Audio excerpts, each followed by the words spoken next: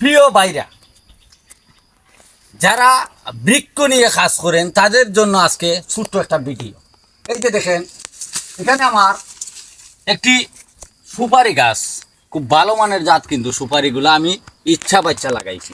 এই যে দেখেন আরেকটা কলার গাছ, যাকে জাজি কলা বলে, এই কলার গাছটা পাশাপাশি যেহেতু এই দুইটা গাছ, ওদেরকে কিভাবে বানাইয়া তুলতে হইব এই বিষয়টা আপনারা কিছু লক্ষ্য নিতে হবে। যেমন আমরা যদি ওই সুপারি গাছের ডাল ফাল দেওয়া কলা গাছটারে ডাইকা রাখি দিই, তাইলে কিন্তু কলা গাছটার ক্ষতি হবে।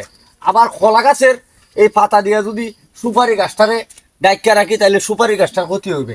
তাইলে আমরা কি করতে হইব, কিছু ছাটাই হয়ে যায় যদি আমরা এইভাবে ডালগুলা দিয়ে রাখি, তাইলে কিন্তু সবাইরই একটা উপকার চলে আসলো। সেও যে আলো বাতাসটা পাওয়ার মতো পাইলো কলা গাছটায়, আর সুপারি গাছটায় যে আলো বাতাস পাওয়ার মতো এইটা পাইলো। তো আমরা এইভাবে সামান্য একটু পরিচর্যা করে দিলেই আমাদের উভয় দিক দিয়া এই কলা গাছটা হইতেছে, সুপারি গাছটা হইতেছে।